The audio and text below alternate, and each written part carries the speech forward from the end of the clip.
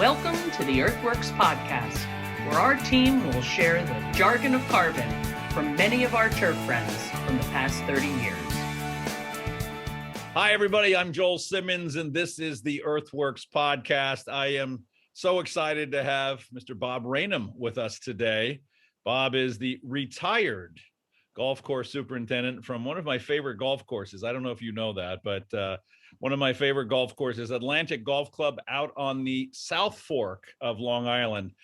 Thank you for coming and joining us, Bob. You're down in the shore, I see, probably enjoying better weather than I am right now. I think it's 12 degrees here in the Northeast. Yeah, it's 57, a little chilly. Oh gosh, it must be tough. It must be very, very, very tough. Yeah, I literally woke up this morning and here in the early parts of January, it was 12 degrees outside here. So I'm sure everybody. You know one thing, Joel, when you get older, you're done with those winters.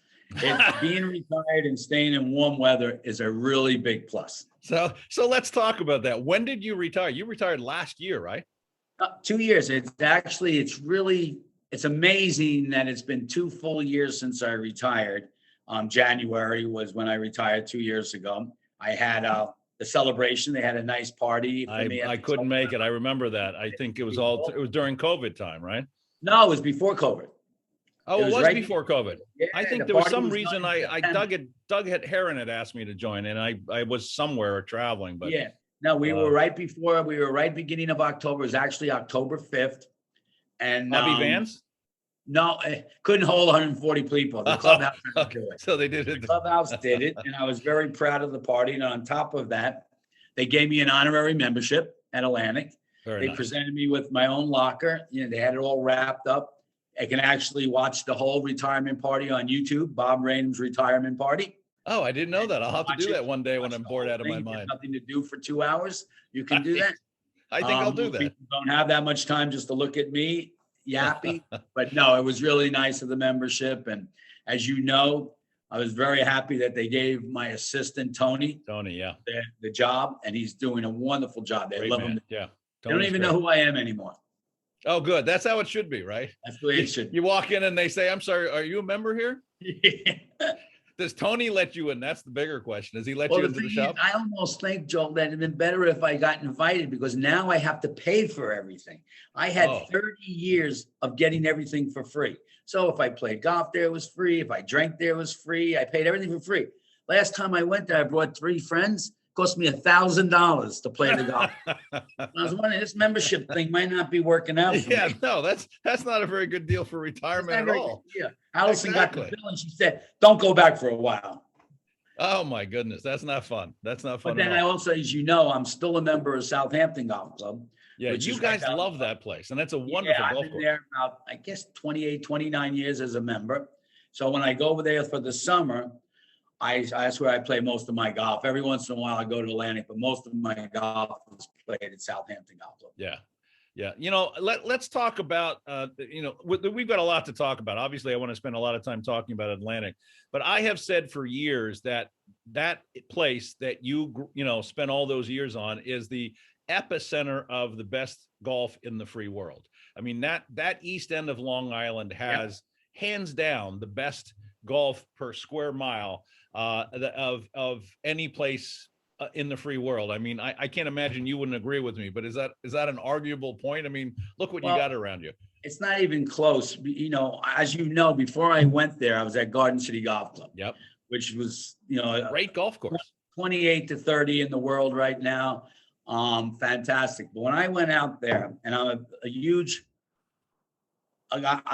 person loving architecture as much as I do. And one of the reasons I wanted to be out there was just to be near Shinnecock and National. But when you think about this, with the addition of Friars Head, Atlantic, East Hampton, and the Bridge, and your Sabonic, 5 new golf courses since the 90s and on, and then the original of the West Hamptons, the Southampton, the Shinnecocks, the Nationals, the Maidstone, and even Montauk Downs out in the out in Montauk.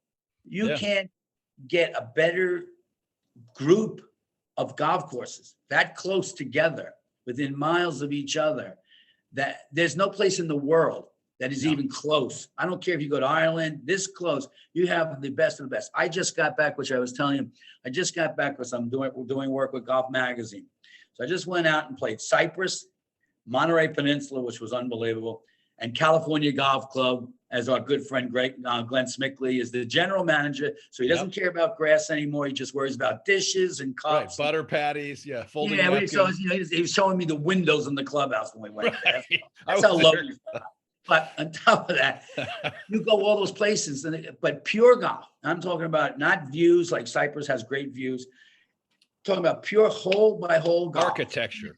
National. And then when you go over to Friars Head, which is my personal favorite, Friars Head was built, if it was an 80-year-old golf course right now, it'd be top 5 anywhere. But because it's 18 or 20 years old, it still getting its wing, whatever, it's getting it. But this golf is so good out there. And it's funny. Southampton Golf Club is phenomenal golf course. Great when course. When you touch base with Shinnecock and National and Sabonic, you're like, it's just so weird because you have a great golf course, but around it's surrounded by the cream the greatest golf courses. The greatest. And Atlantic, as good as Atlantic is, and it is great. And the bridge is a fantastic piece of property. You're in the midst of royalty in golf. Yes. So you're just trying to help for a close tie in conditions and everything else because of the golf is so wonderful out there. So I think you said this, but of all those courses, Friars Head is your favorite? No, didn't say. I said I would. Maybe if it was around, I'd have to say. And this is interesting. You brought this up. Shinnecock was always my favorite. There was hands down. It was my best golf course. Just loved it to death. I played National once or twice a year, Shinnecock once or twice a year. Since I've retired and I'm out there, I've been going to National a lot more. And I have to tell you, I have a whole new respect for how great National is. I mean, and maybe I missed a little bit when I played it periodically, but being and going there and walking it as much as I've done, I'm telling you, that golf course is right up there. I mean, I love Shinnecock, don't get me wrong, but that Friars Head, that National Golf Lane is great. And then the same thing with the Friars Head. It's almost like you got 3 beautiful women side by side. And you can maybe pick out this one, that. Right. They're Careful. Fantastic. It's hard to pick the one I love the most, but I do love all 3. And I think I've shared this with you before, but I think if I had to pick one golf course in the world to say is my favorite, it's National. And, I've ever since the days Carl was there and I used to ride around with him and of course, Billy, but obviously the conditions are great, but the architecture to me is, and I'm not a golfer like you are, I'm more of a student of architecture, but the golf course is just spectacular. I'm telling you, I spent the last 2 years of my retirement in the summers when I'm there, Billy, who by far is one of the best superintendents I've ever met in my life. He was always nice to me. Go out and walk. Go out and look around. Go do this. Go do that. And the more I walked it, and every time I went there, I found something new to look at. I found an extra pot bunker I didn't know about. Right, exactly. Placement on the back right of a 17th green that I didn't pick up before. It was so much. Every time I go there, it's one of those golf courses that just keeps discovering it, and you discover it, and you discover it. As like Shinnecock's more straightforward, great golf holes, great greens, great contours. And Friars Head is very much like a National. Every time you go there, you discover more and more little things, which I'm really, that's one of the nice things about retirement. I'm finally getting a chance. You can actually see the courses and really not worry about it. Spend a lot of time. Just to let you know, since I've retired, I've seen 82 golf courses that I've never seen before I retired. Oh, that's how much cool. I traveled in the last 2 years. So you're not really retired is what you're telling me. Well, you're really kind of working your tail off, aren't you? Well, having fun doing it. Yeah. Let me tell one of my absolute favorite Bob Ranum stories, and I think you'll remember this, and it has to do with Friars Head. You took me out onto that property before they ever broke real ground. And if for folks that don't know the east end of Long Island, it's a series of forks, the North Fork, the South Fork. The North Fork is where all the gardens, the gardens were, and the potatoes and all that stuff. So I remember we pulled down the highway and we get out, and you're showing me this piece of flat potato land, and you're all excited about Friars Head, and I don't know anything about it. And I think you also know that I am a huge Bill Corr fan. I mean, I'm one of his biggest groupies, but I'm looking at this piece of land and you're all excited. I'm looking, Bob, this sucks. It's a big flat piece of land. It's nothing. And it's like, this is disgusting. It's just horrible. And you go, no, you idiot. That's just one hole. It's going up and over the dunes and around. And then I guess Bill walked that property, and you know this story better than I do, and so share it. But he walked the property with a sketch pad for what, 30 days? Even more. Bill Corr, and I'm a huge fan of Bill Corr. Actually, I was just out in California. I think I just might have missed you because you were out there. Yeah, I was trying to give everybody COVID, including. I was at Brambles, his new golf course up in the wine country. Yep. And my favorite things about Bill Corr is one, what Friars Head, when we were walking Friars Head together, ask him a question is, are you going to look all the views up here? Are you going to utilize that? And he says, Bobby, you don't play on views, you play on the ground. And we're going to make a golf course that plays on the ground. And you get back to that flat part of that golf course, and you go down number one, the short par four. Yeah. You get second tee now, and you look out on that flat piece of property. You sit there now and say, oh my God, it is right, exactly. And there are people who play there as much as the rolling hills, like 15 and 16 and 17 and 18, are phenomenal pieces of property. I think the genius of Bill Corr is he could take a flat piece of property with a small roll in it and create something that you go back now, I'm sure you do because you're friends with Bill. Yeah, no, I've been there there many times. And look around that flat piece of property. What do you say now? Yeah. I say, I'm an idiot. I wish I could apologize to Bob Ranum right now because I thought this was the stupidest thing I've ever seen. But it's truly a spectacular golf course. One of my favorite course, and not a very well-known Coore Crenshaw, course, but certainly known in the East Coast. But if anybody has a chance to ever get out there, go. Because Golf Magazine, I think, put it like 22 in the world this year. Oh, is that right? Oh, I'm going to tell you, it's pure golf. And if you have anybody who ever plays there, I think they'll all come back to you the same way. It's like, I can't believe this place. I can't. And it's in Riverhead. It's not even on the north. I understand. No, it's actually kind of west. We're not even there. We're talking about Riverhead. Right. So it's amazing.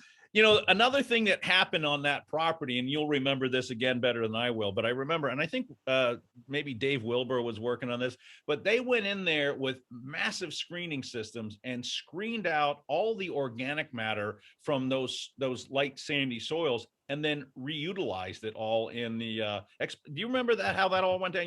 That's not how exactly the real story is when we first got there, and I was good friends with the owner, so I was going out with Kenny all the time, and Dave Axlin, who works for Bill Corr. Remember Dave well, yeah. Cowboy. And Dave, we were going through the woods, and we were probing through the woods because Dick Pasola was the soils guy back then, and I was just helping as consultant. And we go in there, and Dave says to me, what do you think? We got to get rid of all this crap. I said, man, that crap is gold. That's gold. I go, yeah, here's what I would suggest. Screen it, use it, cap the holes up on number 18, 17, all the pure sand. Well, after they screened that, Pasola came in and said, this shit is greens mix. You fill the greens with it. So they tested it. It came out so beautiful that it was a USJ spec greens mix. And that's how they built all the greens at Friars Head, through that stuff they found in the woods. Oh, so all the greens mix was out of that. I didn't know all that. All the greens mix was out of this. So that's something not too many people know. No, I didn't even know that. And I had been there when they were doing that. So they screened all that material out. So that was really a pretty dirty sand. I mean, there was a lot of organic matter. It was a lot of oak trees. Yeah. All leaves fell over the years. It was untouched. It was never farmed. It was just laying there for years, acres and acres of it. So when they brought the screening plants in and screened it, Dick Pasola came in and said, you can use this as your green and tea mix. So all the green and tea mix is made out of that. And obviously your fertilizer made it better. We put some amendments in it. Yeah. Put some amendments in it. But it came, so we started, I thought that was all used for, as just kind of top dressing. No, but it was actually I did not know that. I didn't know they went that far. Yeah. That's brilliant. I mean, if you think about a property like that, and there's a lot of golf courses that are built like that, you know, where there was woods and a lot of years and years of built up organic matter. What was the screening equipment? It was pretty massive, as I remember. Yeah, it was, it was just, one good thing about, just not to keep saying so many great things about Bill Court, which is true, of that whole team of his. Oh, go ahead. But they like to utilize everything that's on the property. Yeah. So for example, building bunkers, they'll dig out and they'll find some native sand somewhere on the property, and they'll use that for their bunker mix. They're very rare to have to go off site. The greens mix worked out good. They found a dune way in the back that they carved out of, and they used all the sand from that dune for their top dressing, of fairways. So they are very good at trying to figure out how to utilize stuff. Right. When I was at Brambles, they tried to do the same thing. They utilized everything at Brambles to build, the bunkers, to do everything. I even remember at Brambles, they had some ingenious water source where they had this like a water tower, and they open up the thing to irrigate the golf course. It just flows down, and the pressure from that dropping it down, they were watering with it. And who thinks of those things? So they're always, the good thing about, they're not so traditional like a lot of golf courses being built. Oh, so traditional. This is where we build the USGA this. We got to get this in, and the cost of it goes high. Corin Crenshaw, and I think Tom Doak has a lot of that too. They try to look at what they're looking around, trying to figure out how they can save money for the owner, and they want native stuff. They also are very good at not moving a lot of dirt. So as you know, in your experience, with fertilizers going to construction, a lot of architects move a lot of dirt. Yeah. And they're always so good sometimes. at just put a little dirt here, move a little dirt here. Just so simple. The little simple things that they do become great things on golf course architecture, just like the older architects did. They didn't move a lot of dirt. They couldn't. Work with the land. They couldn't sit there in 1907 and say, ship in the greens mix next week. Right, exactly. They didn't have 12 bulldozers to push it all around. So they didn't move a whole lot of dirt on Friar's Head at all, did they? They are very minimal. Everything, Bill Jones, obviously, who was the growing superintendent there, would know all the little details. I saw it because Kenny and I were friends. He was a member of it. Yeah. So obviously he brought me there quite a bit until Bill Jones was there. And then Bill did all the fine tuning, whatever. Bill brought it together and created the masterpiece it is today. Let's go all the way back. One of my favorite Bob Ranum stories is how you got into this business. and I think it's a classic story. And I think your wife is listening, so you can embellish a little bit. but tell the story of how you got into the golf course business. It's one of my favorites. It's interesting. So we were in high school. I met Allison in high school, and we're starting to date. And she says, "What are you going to do for the summer?" I said, "I really don't know." She goes, "Well, my father works on a golf course. He was a golf course superintendent, but I didn't know what that meant." She goes, "I bet you I could get you a job there." So she went back to her father and says, "Daddy, would you give my new boyfriend a job?" So he comes the next day, picks me up. He had a little car, picks me up at my house. We only lived like 5 blocks away from each other. Right. And he picks me up, and I don't know. I'm in a car with this guy. I'm going to a golf course. You had never met him? No, I met him, but never like comfortable enough. Yeah, exactly. Of course, he's your new girlfriend's father. I don't know where he's taking me. Maybe he's going to kill me. He could. It's Long Island. Listen, knowing me, he had an option to kill me. He might have been better. Exactly. And probably wanted to. Yeah, he takes me to the golf course. I work all day, and he drops me off. And Alice and I used to meet halfway between our houses at the railroad station, like a little thing. So we take our bicycles there and we meet. She pulls up to me. She goes, "How was your first day?" And I said, "I will never do another thing again in my life." And she goes, "What do you mean?" I said, "I'm never going to do anything." I fell in love with it. And I just fell in love with being on the golf course, and which I never did anything else but that. But the interesting thing is I was doing, I think, a podcast for Friday, and they asked me the same question. And in it, I said, and he said to me, what brought you to the golf course? I said, what brought me to the golf course wasn't being outside. It was the machinery. You had a maintenance building back then, very old, and you worked on your own equipment, and you grinded, and you lapped, and you did oil changes. And I said, how great is this? You can work on equipment all day. You don't have a customer complaining. All you're really doing is trying to satisfy. And she said to me, she goes, all the years we've been together, I never knew that was the main draw. I thought it was just outside. I said, no, it was being in the maintenance building. It was so great. The guys get together in the morning. You put out your turf assignments for the day. And back then, there was 6, 7 guys on a crew. So you go through this, and I just love the guys coming in and going out and doing a job. And then at the end of the day, seeing what you did for the day, and then going accomplishment. So, and I never did anything from there. I went to Cherry Valley. From Cherry Valley, I got the head superintendent job at Garden City Golf Club at 22 years old. I was going to say you were like 15 at the time, Yeah. right? You were the youngest superintendent in the country. This shows a good bullshitter can get his way. Right, exactly. So, exactly. You know that. Yeah, I've been doing it for years, for God's sake. And and I got that in 1978. Now it was almost 13 years at the I call it the men's club. They don't like to say it at the golf club. And it was it was a great experience for a young guy. And I say this to guys all the time. 2 things. One is it was a great experience because at that age, I really didn't know a lot about how a golf course should play. There was 300 members, 100 of them with 10 or less handicaps. So in saying that, I didn't know. And the golf pro took me under his wing, Gil McNally, who's still one of my favorite people. He started teaching me how a golf course should be firm, how a green should roll, the firmness, how important this is. And it wasn't about how the golf course looked, green. It was all about how it played. And if it was a little off color, there was nothing wrong with that. If it was a little hungry, there was nothing wrong with that.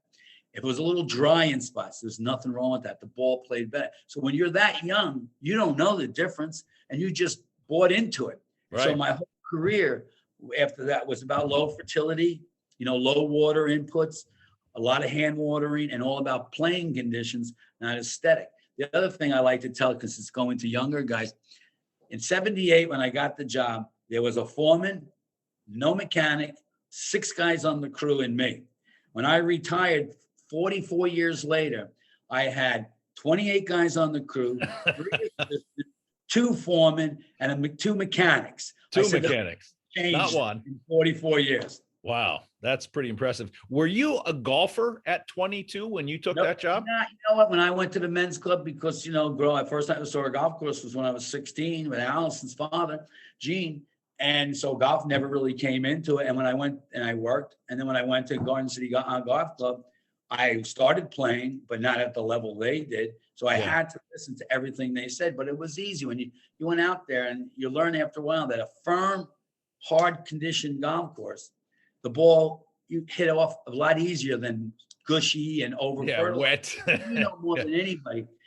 Fertilizer inputs could make or break you. One of the reasons you went into liquid fertilizing, because you realized, okay, I got a product that's a really good foundation, which is great to give you what you need in the soils.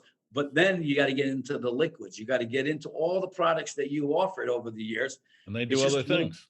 Little nutrients, and that's what really gives the playing conditions that you want. I always said, you want to talk about green speed. Green speed, really, with low fertility levels, you create more green speed than anything else you do. So if you're only giving small inputs and not growing a lot of grass, you're not taking a lot of grass off, and the greens are rolling beautiful day in and day out. So that's why it was so I didn't really know. I knew how to kind of grow grass, but he taught me that's important. And all of a sudden, when I was at Garden City, it clicked one day. I said, I get it. Everything low. The best thing I could do at Garden City Golf is not do something. Yeah, walk away. Something I screwed up. Yeah. I always tell young guys who work for me, because like I said, I had 15 assistants move on to either salesmen or superintendents. And the one thing I used to tell them all the time is, we better do nothing than to do something wrong.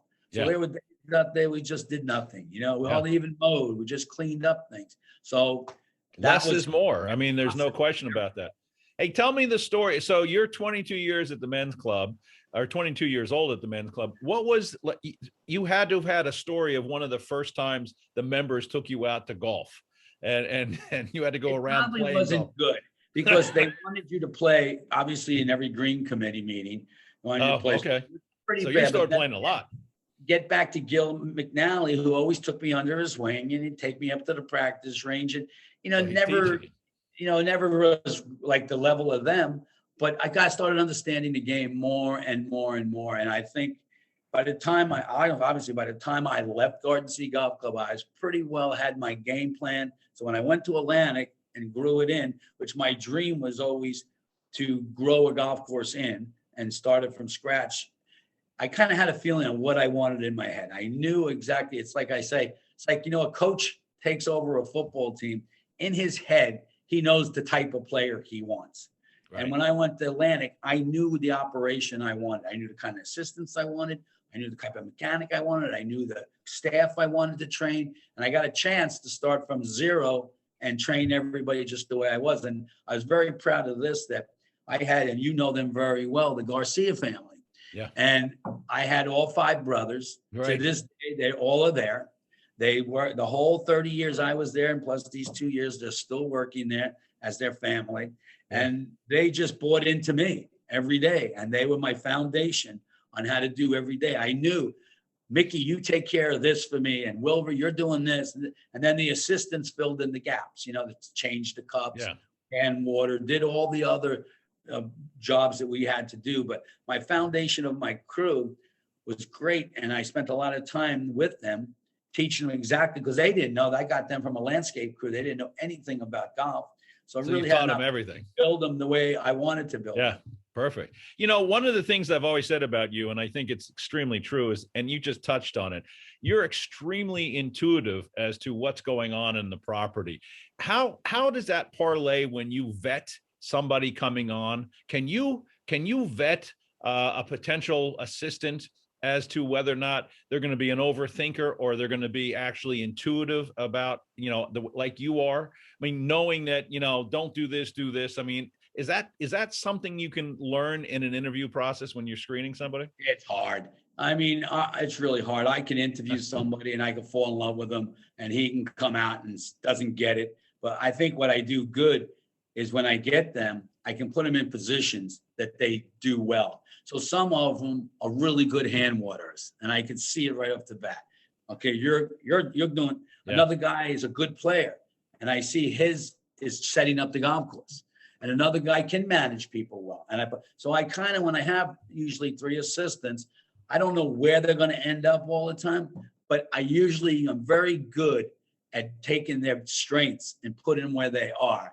And I always said, one of the good things I did, I think, as a superintendent, was my communication was really good. Yeah, I would agree. We had great meetings in the morning before the crew came in with the assistants and the foreman. Then we would meet at the end of the day, we would all meet again and communicate. All through the day, I communicated really well with them. And I think the other thing that young superintendents have to know, and I think the reason I lasted 44 years, I also communicated with my golf pro. Right. I had a great relationship with Rick Hartman, and we talked every day. I went to see my general manager every day, went through what I'm doing. I kept them informed on what was going on the golf course. I never wanted a barrier between us. I wanted us to be on the same team, and I worked really hard to communicate and let them know. So I didn't want a member to come in and say to Rick, what's going on out there? Rick would know by the morning. So The communication between the general manager, the pro, is huge. And the communication between me and my assistants and my foreman and my mechanic is huge. And I think one of my good things is that I communicate really well with people. I don't mind. I don't have a problem with a mechanic coming to me and complaining about or whatever. We'll talk it out. I'm not the kind of guy that's got, don't come into my office. Right. This is the way we do it. It was open all the time. So all the assistants felt like they were part of every program. And I encourage that. And that's why I think over all these years, they became successful, and we still have a good relationship with most of them. And I'm very proud that Tony, like I said, is the superintendent at Atlantic, who was my assistant. He did all his student placement for me. He did 3 years as an assistant. He went on to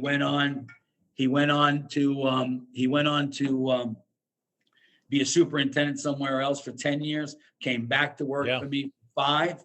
And now he's doing, actually, like I kid around. I go back there now, and he basically, they don't even know who I am anymore. They're so happy. Oh, the place is so much better now, for God's sake. It's wonderful. Oh, it's the best I've ever seen. If I knew it could look that good, I would have stayed. Exactly. Thank God Tony's there. Yeah. Hey, not that I want to name names, but I'm sure you had a couple experiences with guys that just weren't going to make it. Where's the telltale, and how long do you let them ride before you cut the string? I have a theory on that too, like everything. I'm sure you One is do. work ethic. If anybody has a good work ethic, I'll work around him. If they're just pure Good. late, I find them another job. Yeah. I don't usually fire assistants. I usually call somebody up and say, listen, I got this guy. It's not the greatest worker, but he'd probably fit really good because you guys are only, because we used to work, we work 12, 14 hours a day, 7 days a week. Yeah. If a guy can't do that, it's not that he's bad, he's just not in the right position with me. So I wouldn't go in and fire. I would be more call somebody up, a friend, and say, listen, you're doing 8 hours a day, or you're doing this. I think I got a guy that can spray for you. And a lot of guys need just a basic type of assistant. Yeah. So if I gave him the first year and I didn't see that they could live, and actually I didn't even have to make that decision because my foremans, Mickey and Wilbur, would come up to me and say, Mr. Bob, they got to go.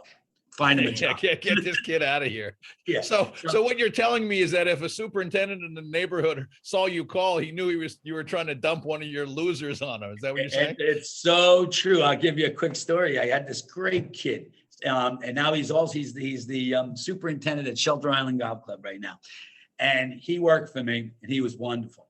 Who's this? And I knew he was too good just for our situation. He needed to branch out. So I called up Bill Salinetti. I said, I got this guy. I want you to interview him.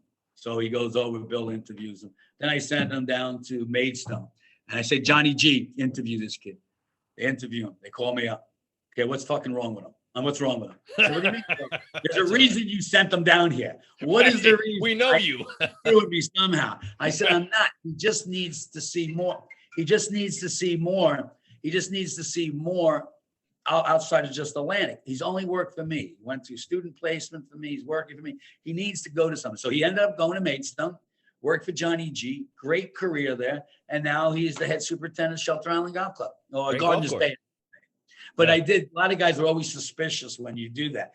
Yeah. Yeah. And then sometimes I did kind of screw guys too, I have to say. Well, we won't go there, but it's Long Island. What do you want? Thanks a lot.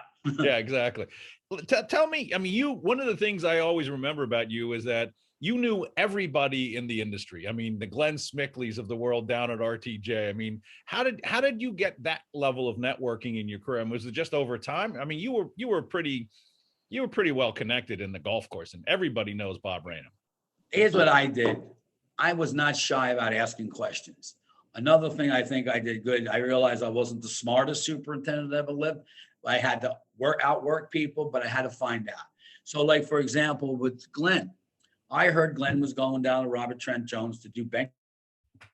And it was like in 89 or 87. I said, I got to see that. Tell me when you're going. So I build relationships because I hear things and I reach out to them, and I want to find out more. I always want to learn. That's one nice thing was about this profession is if you're not just, I always wanted to learn. So I had to make phone calls. I had to build relationships. And I'd go anywhere to build them. And I love architecture, as you know. Yeah. So if I heard something good, like if it's Sleepy Hollow or if it's wherever, Wingfoot, I would get in the car and I have a day off. I'd go up and look at the architecture and meet the superintendent and build relationships. I also, to be fair, when you're on the east end of Long Island, a lot of people gravitate towards you. Yeah, they want to come and play. Yeah. So all of a sudden you start building it, and we're pretty famous for Allison cooking and having dinners at the house. Dinners, yeah. So the more people you invite for dinners, the more people you build relationships. And it's funny, like some of my best friends now are superintendents from Florida. I still got a great relationship with all those guys in the Palm Beach area because they would come up every year, and so I think I built it just because of that. Plus, I love being around people, and I love talking turf, and I love talking architecture. So if you like that, it's easy. So let's talk about Atlantic. You got there in the late 80s, right? And 89. What was the property when you got there? What was it? Okay, it was a nothing piece of property, really. It was a farm. It's a potato farm. Had a great roll to it. It was really neat, but it was heavy dirt, as you know, because you helped me manage it over the years. And soil.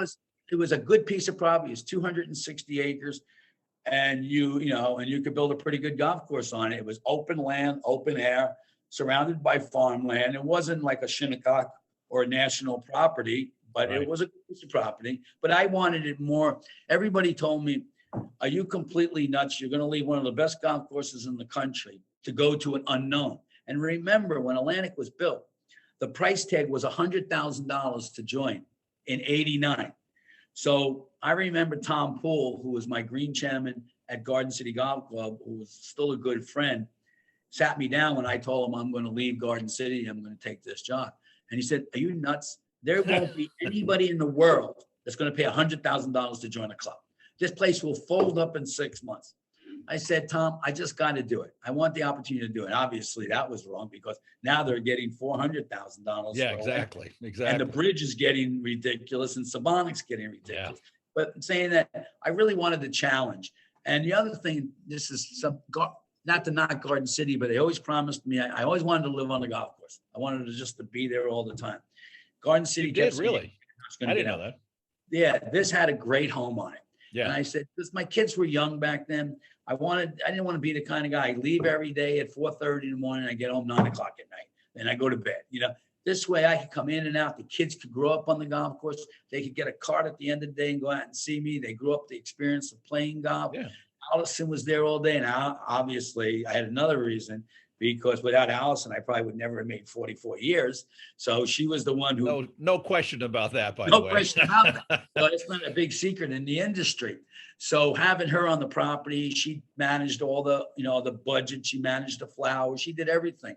So it just worked for our family. And I wanted to. Allison has a membership at Atlantic too, but they don't charge her for any drinks or food, right? They give it to her for free.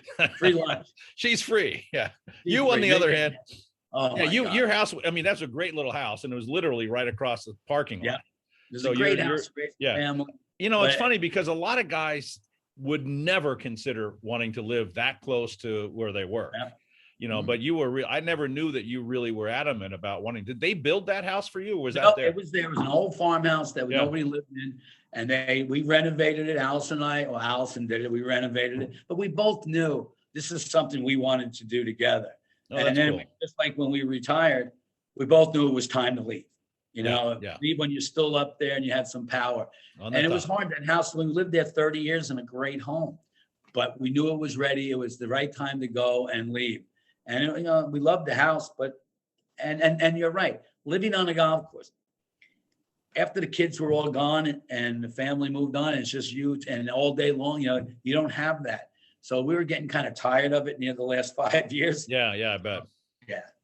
So that's where you're where now? South Carolina right now, right? Yeah, we still go back and forth. The kids are in Cape Cod and they're in East End of Long Island. Matthew's still living on the East End. And we bought this house 17 years ago. I fell in love with the golf course here. It's a Tom Fazio golf course, but Mike Strantz, the architect, he did Wade Hampton for Tom, and then this was his last job for Tom Fazio, and he went on to go be his own architect and do Caledonia True Blue.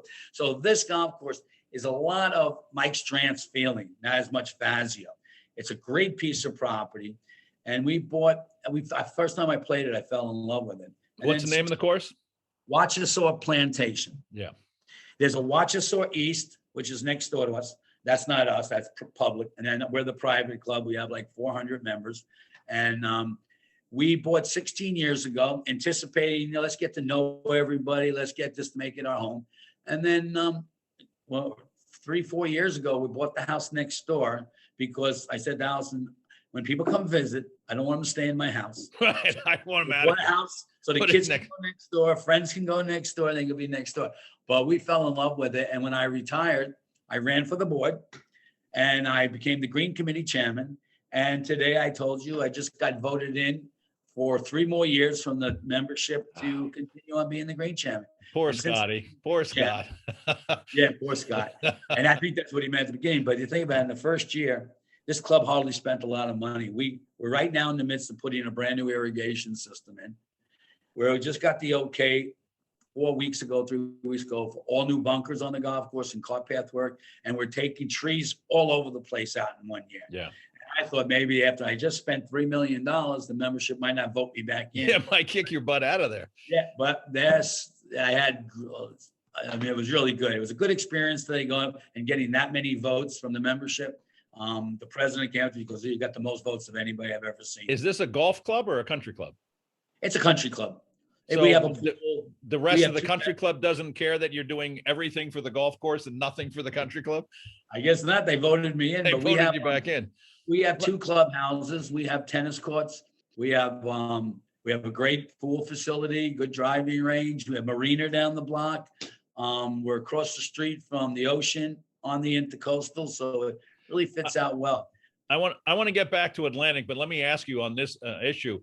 Being a Greens Committee chairman after all your years of experience, what kind of pressure does Scott have? I mean, I would assume that it could either be a great situation or a really god awful one. I mean, I know you well enough to know that you would make it very good for him, but that's got to be a tough position for a superintendent. I said when I took it over, you wear different hats in your life. A parent, when you're a parent, you're a parent. I came in here as a Green chairman, and I've been very fortunate. I had great Green chairmen in my whole career. And I came in with the hat of the Green chairman. I was supportive. Like my first meeting with him, I go, tell me what you need. He goes, well, the irrigation system's awful here. So we go out and flag me, we look at it. He shows me these heads. I said, this system was bad when it was first put in 85. You can't do anything with this. So I said, that's my job. Get you an irrigation system. So first thing I did was hire a consultant, put a team together with Scott. We did a presentation to the membership, and they gave us $2.5 million right off the bat. Wow. For a brand new irrigation system. So he loves you. Looked at the bunkers. The bunkers were all terrible. Went back to the board. We need another $250,000 for bunker repair. Said, well, everything's going good so far. Well, you got it. Went back to the board, need cart path work. So I look at it as my job as Green chairman is to obviously give Scott feedback from what I get, because if I'm on the range, people are always coming up. I get emails every day about what's going on with the golf. To keep Scott informed on what they're saying, get a good maintenance program together so it's day-to-day the same, and so give him enough tools to be a superstar. And a superintendent cannot do his job. And one thing being can't be a great superintendent without the tools to do it. And I knew we have to give him the tools to do it. Right now, we're in the process of a new leasing for new equipment. Scott's looking at a bunch of different equipment to go with.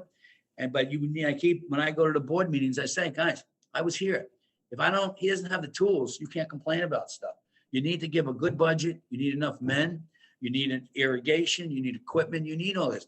And they can't really, at the board level, they can't really say, well, how do you know that?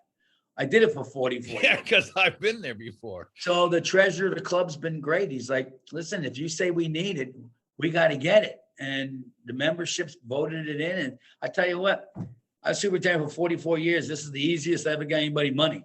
I mean, I used to take years to get stuff done. A lot easier from that side. We did a lot in 1 year. Yeah. And, so all former superintendents should become Greens Committee chairman. No, I don't think so. I wouldn't think so either. I had a bad reputation of everybody thought, oh, as soon as I get in here, something's going. My job is clear. I'm a support team, an information guy, and I'm the guy that has to fight for everything. So I have the seat at the board. Scott knows all this information, but he doesn't have the seat at the board. Right. I get fortunate that I can sit down in front of that board members and explain what I see out there. Yeah. It's their choice to say no, but then don't complain about it. And I'm very proud of this irrigation system going in. Scott did a great presentation today on where we are with the irrigation, how it's going, and the benefits we're going to have. And they questioned me because we're taking trees out. And I say very simple. You want grass, you need good water, and you need sunlight and air circulation. Horticulture 101, light and water. Yeah. So let's get back to Atlantic. So you got there. Was Reese Jones already on board when you got there? Yeah. All right. So you got in there. The plan was already established. He was already the architect. Because they had to go through the permitting in the Hamptons. It took probably a year to get it. And I always tell the story. I said this at Reese's, one of Reese's awards he got. He invited me to Westchester to do his presentation, preside over him. And I said, I remember the first day I worked there, I was walking up the driveway and Reese Jones pulls up and there's a whole entourage, the owners, people are getting all excited. And we're walking down the driveway and Reese taps me and says, come back a little bit. So everyone, he goes, I just want to let you know, this is the first time I was not involved with hiring the superintendent that I got to work with. And I said, oh, Reese, this sounds like this is going on. The first step is pretty bad. And he goes, I think we're going to great start here, just want to let you know that. I'm like with Allison after they said this didn't go too well. And then Reese and I over the years became best friends. I mean, you knew my relationship with Reese, and we talked. My relationship's great. Actually, at my retirement party, he was one of the speakers, and we got along great the whole time I was there, and which was nice. But we still chat, we still talk. But no, that's nice. No, we had the same vision on where we were going to go with this golf course. Yeah. And we worked. I mean, really well. I think Atlantic is generally recognized as one of his greatest accomplishments, right? I agree with that. I think he believes that too. Yeah. I mean, in my mind, I think it's by far the best thing he ever did. Yeah. I mean, I think we get that a lot, Yeah, and, it's not even as descriptive as typical Reese Jones courses, even like the bridge. It's, not quite, the same as some of those designs. But so you were actually breaking ground when you got there. So you got there, you started doing all the work. I got there right when the first day the bulldozer arrived, as I pulled in the driveway. You're the guy. Well, and now I still was going a little bit back to Garden City because Garden City Golf Club, it was funny. My chairman always says this. He goes, "We never thought you would go. So we're unprepared for a superintendent." So there was a little gap there, and they finally gave it to my assistant because they thought I was going to back out at any moment and stay at Garden City. Yeah. So, and they kept saying, "Yeah, he's going to go. He's going to see this. He's going to live out there." And he's hate it. When am I leaving? But I never did. So they hired Eddie Butler, who was my assistant at the time. Yeah. And they gave right. him what was the area like when you guys got out there? I mean, very quiet. Bridgehampton was nothing like it is today. Yeah, I bet. I mean, so this is what, late 80s? Yeah, 89 to 90. Okay. It was nothing like it was today. When we went there, I always say Labor Day weekend. Now, my favorite place to drink and eat was Bobby. I've been there with you once or twice. I'm sure you're still paying off the credit card bills. I absolutely am. And we Bobby used to go after Labor Day. We'd walk across Montauk Highway. There wasn't a car left or right. It was great. It was our town all the way until next May or Memorial Day. All the locals lived there. You knew everybody. In that 30 years, it went from a little small town to New York City.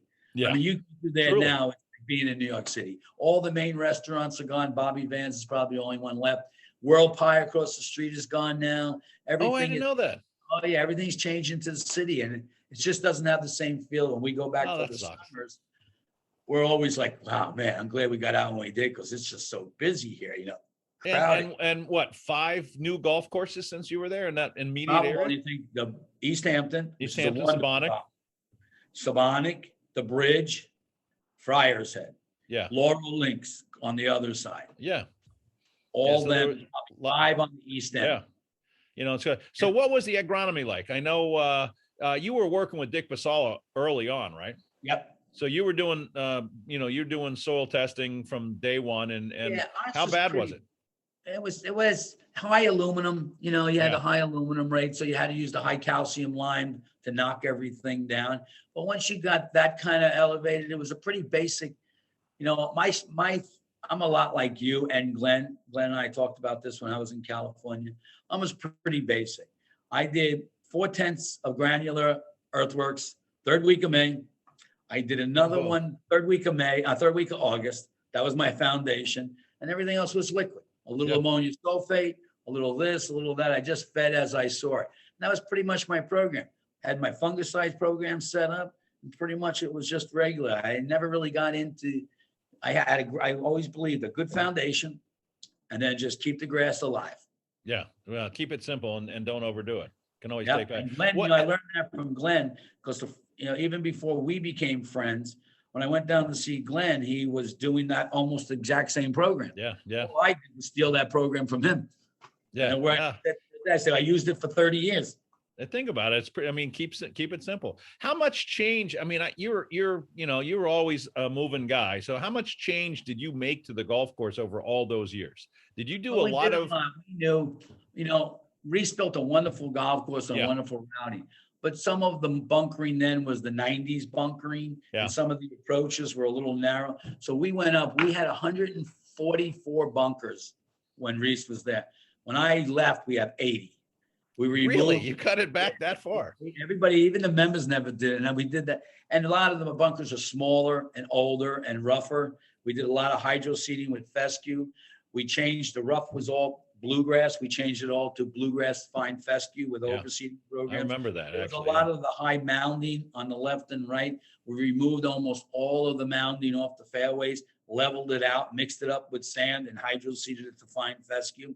So all the approaches were fairly narrow, and we blew them out and made them really wide, so there was different angles to go in on chipping and putting. And those are your decisions. That I mean, Reese Jones we is had Reese. I'd call Reese and say, Reese, you know me. Every fall it'd be like another project. So Right. I'd call Exactly. Reese up in September and say, hey, let's take a ride around. And I said, Reese, what do you think? Can I do this? Can I do this? Yeah, I think you could do that. Go ahead and do that. I'd always get Reese's approval. I never did anything behind his back. That's why we're still friends to this day. Oh, But I that's just, good. looking at it now, when you built this in 90, that was the in thing. But now it's more low keyed. It's more simple.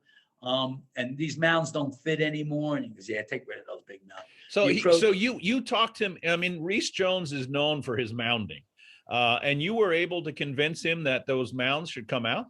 Yep. What no year was problem. that? Probably started, I'll tell you exactly what year it was. I was there, opened in 92, probably 2000, we started doing work on it. And at 2002, when I left, it like 20 years, started doing little stuff. And then really from 2010 to 2020, 2019, those last 9 years is when it went full bore, all new bunkers, all new approaches. But the mounds were taken out after about 10 years? Maybe 15. Okay. And it really, I mean, I remember when you did that, and I mean, it just opened the place up. I just thought it was a big, huge change. I remember that vividly. You could sit in the back of the clubhouse, and we used to sit there. The mounting was so big, you couldn't even see the individual holes. When I left, I used to sit there and you could see every hole in the golf course. Every district was open up. There wasn't a hole you couldn't see anymore. And you got to see all the bunkering and all the fescue blowing. Right. So I think it was huge. It's funny too that members really never got it. I mean, they saw me doing stuff. And then after a year, they were like, what did you do last year? And then I said, and then, and I also was very fortunate that I had a great president, Dennis Suskai, and a great pro, Rick Harmon. So when I used to go out with them, first you have to get the money.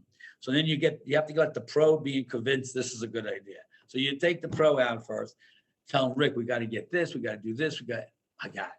Then you got to take the president out. You both jump on the president. We got to do this, we got to do this. How much is it going to cost? So you always lie a little bit. It's going to be $200,000, and you spend for it. You always ask for forgiveness instead of permission. Exactly. But then as they started seeing it develop, and then all of a sudden they started having people say, wow, we really love it out here. And the members were enjoying it. So they just kept giving me more and letting me do more. And then Reese, like I said, I always made sure that Reese, because, Reese is a member there too. Reese also lives on East End of Long Island, lives in East Hampton. So he's very easy to get. He'd come play once a week. And then I would just drive with him in the afternoons and brainstorm with him. And then he would say, yeah, I like that idea. How about this? I'd say, yeah, that's good. We could do that. And we just worked together a little bit, and it came out great. Yeah. I mean, the changes that you made, I mean, I saw the transition of that over the years, and I think it just kept getting better and better and better over the years. Did you change grass a couple of times? I mean, did you regrass the greens? We had pen cross greens, tees, and fairways. We just changed roughs. Okay. More fescue in the rough. So I did something. I did this at Garden City, and I like this too. My rough was cut at 1 inch or less with reel mowers. So we picked clippings up obviously on fairways, but we cut all our rough as tight as we could, and we did it with a reel mower. So it gave it really so that first cut all around there, which was our secondary cut, but it was wider than that, was a bluegrass fescue mix. But then in the mounding areas, there was all kinds of bluegrass in there. So when we bulldozed them, that was all straight, hard fescue and chewing. Right. And it was done at very light rates with we put some little blue stem and big blue stem in it just for the fall color. And that's what really made the place start to shine then, because now you're like, wow, the mounds are down, but you still got the texture of higher grass. I remember that vividly too. And I think that was that was definitely one of the best moves that you made on that property, because it just made, I mean, when you're standing up there and looking across there, I thought that whole look was phenomenal. you know, Yeah, and so is phenomenal. yeah, it is. I mean, and then like I said, I go back and just a quick story about Tony. So Tony was my assistant for 5 years before he took over. And I go back last 2 years and I play. I'm like, man, look at these divots on the fairways. I mean, on the greens, the tees, I had so much more. And how about that? I'm looking at all these little changes. I'm like, this looks great. This looks great. So I grabbed Tony and go, I got a question. What are you doing with these tees? He goes, well, I changed from green. I always had green sanders. I made my own with EarthWorks casting. And he went to more of a more traditional soil base. And he said, I'm getting a better germination. Plus, he goes, I put the sand down here and then I don't ever walk over it. I move it around. He has this whole big idea, which I never thought of. And all these other things he did. And I said, let me ask you a question. When you were my assistant, how come you never brought this? How come you didn't bring these ideas then? He goes, I had to make a separation between us somehow. I said, I get it. Well, he knew he was going to take your spot and he needed to save a couple little tricks in the He bag. did. He love him for it because they're saying, how come this Bobby's tees were always beat up over here? Look at it now. It's beautiful. Well, in his defense, I think you probably did teach him a lot about just keep thinking. And, that was, every time I'd go out to see you, it would be this barrage of your ideas. And I'm like, I'm exhausted. Just, you've got all this stuff in your head. I'm like, Jesus, Bobby, this is brilliant. I mean, that's a great idea. You and I would bounce back and forth and you have just a barrage of ideas where I'd go to most guys and we just sit there and, hey, the weather's been tough and this and that, It's good. Well, that's the fun part about our profession, Joel, is that we can interact with supers and salesmen come in and you can interact and you get some ideas and you don't have to use all the ideas, but you brainstorm off of these ideas. I know you might pick one or two that say, that's pretty good. I'm going to try that. And I think that's what's fun about us. You were always thinking, even to the very end. Always changing. Mowing. I'll give you an example of a mowing. You talk about with superintendents. I'm trying to think of the golf course right now. I just lost it. It's in Jersey. It's a great Tillinghast golf course. One of the oldest ones in Jersey. Somerset Hills. Somerset Hills, yeah. I was just, Somerset Hills, I heard he was mowing great course. A little bit different than everybody. So I call him up. I forget his name now. And I said, would you mind if I go see what you're doing? One of my chairmen said, your place just looked amazing. So he was a little suspicious, like, what is this guy? So he goes, if you want to come, I'm around tomorrow. So I walk in where I was doing a cart path work, got off the phone with him. I walk into the house and I said, pack an overnight bag. We're going to Jersey. So we drive to Jersey. We get a hotel room. Next morning, 7:00 morning, I'm at his shop. He comes in. Now, he's suspicious of this thing. Right. So, of course. So I said, so he drives me. What he was doing, he was mowing his fairways, Joe, and he was driving the fairway mower all the way up to the green, turning on the green and coming back.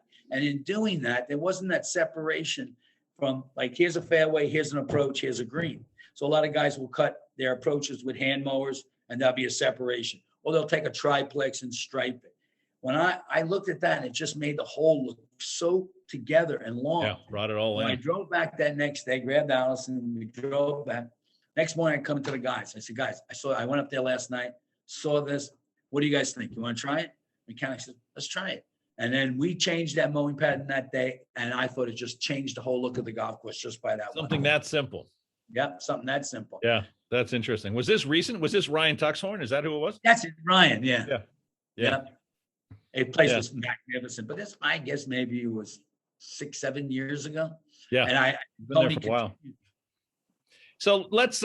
We're pushing the hour, but tell me what you're doing now. You got a lot of stuff in the works. I was retired. You're a Greens Committee chairman. You're working for Golf Magazine, and you're also helping your son out with his business. Yeah, it's been fun. When I retired, I was really worried at the beginning, like, okay, worked for 44 years. What am I going to do? So I started a small consulting business where I do a little golf course and estate work, which is all right. But then Golf Magazine came to me and said, listen, we're revamping the top 100 list. And I said, listen, I don't want to get involved with that. I don't want to be one Raider saying I'm a Raider. He goes, no, it's not like that. Rand Morissette came to me, probably heard of him. Yep. And he said, it's only going to be a small group of us. We're going to start with 68 of us. We might go to 90 to 95. But we want communication. We want people. I want a superintendent on our staff kind of to give his ideas how he did it. So I said to Allison, this could really work. Gives me a great opportunity to go look at golf, judge it, and rate it. So I've been play it, right? and play them. And like, so I've been Right. traveling. I did 80 something golf courses in the last 2 years, Wow. everywhere from up in Vermont, all through Florida, all through like the Midwest, Tennessee. And now I just did California twice. I'm on my way to Florida again in, I think, 10 days to go look at Jupiter Hills with Tom Fazio. I'm Oh yeah, playing golf with a Tom beautiful Fazio. property. Yeah. And I'm judging these things. I'm having a great communication with Ran back and forth. So I'm loving that. My son's business is going great, building backyard greens with real grass and maintaining them. It's growing. So he's doing wonderful with that. And then I really like being the green chairman. I got up today to give my little spiel to the membership saying that, I enjoyed my time on the board. I really enjoyed the board members and I really enjoyed being a green chairman. I think I'm good at it. And I'd like to have your vote and continue. And to keep scaring Scotty. And then also on top of it, I play here 4 days a week golf. Yeah, perfect. So of this golf magazine gig, any great kept secrets that nobody knows about that you've been able to look at? Probably to me, and I've said this before, Essex Country Club in Boston. I know you've been up there. I know it well. Yeah, beautiful property. I growing up and looking on Long Island, we had the C.V. McDonald's, the Seth Rainers, the Tillinghast, but I never really was exposed to Donald Ross a lot. Yeah. Down here, obviously, Donald Ross is really big. But when I went, I was blown away by that golf course. It was the superintendent kept it really old style.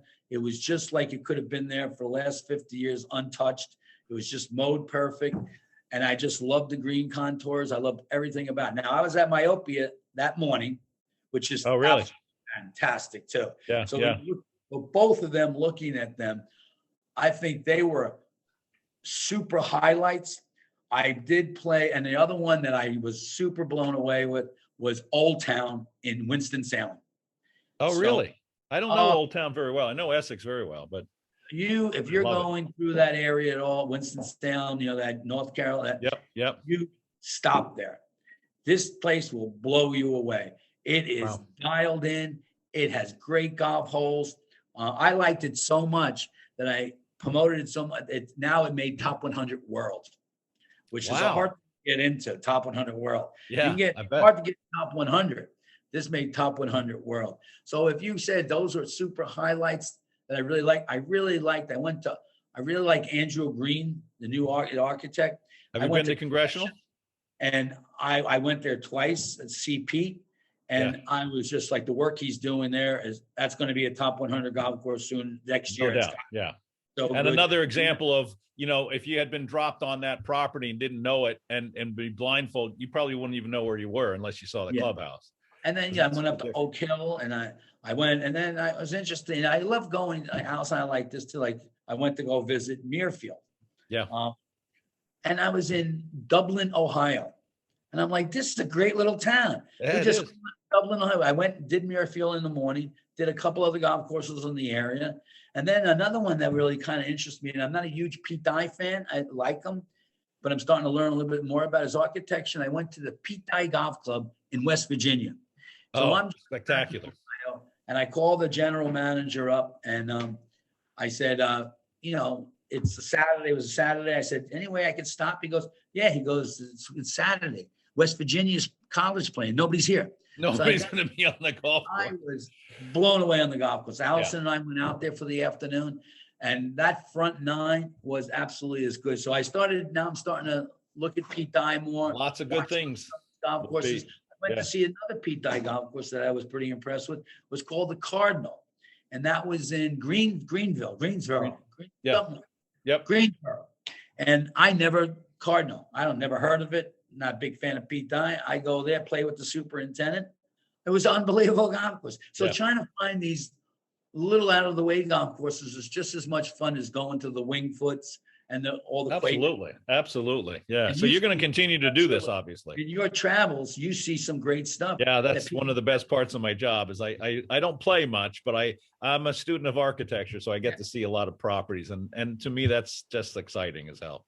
Yeah. So good. Bobby, I hate to tell you this, we've run our hour, but hey, it's great talking to you. It was great talking to Allison. I wish you the very best. I hope our paths cross. If you get yourself into New Jersey, let me know. I actually just built an Airbnb, so I got a place for you guys to stay in Lambertville. So You got it, buddy. let me know about that. But I wish you the best of luck, and I don't see you retiring at all. The word retirement is unfortunate on your tag here, but keep having fun and keep playing. And like I said, if there's ever anything I can do, don't We'll hesitate keep in to reach touch, out. buddy. Thanks, Bob. All right. Thanks, And that is the EarthWorks podcast. We will be back next week with somebody maybe not quite as entertaining as Bob Ranum, but we will be back next week. And I would encourage you to subscribe to the EarthWorks podcast so that we can send you information on some interesting folks coming down the road. And we'll keep in touch. And we'll keep in thanks touch. for all your help in my career. Absolutely. My pleasure. Thanks, Bob. All right, buddy.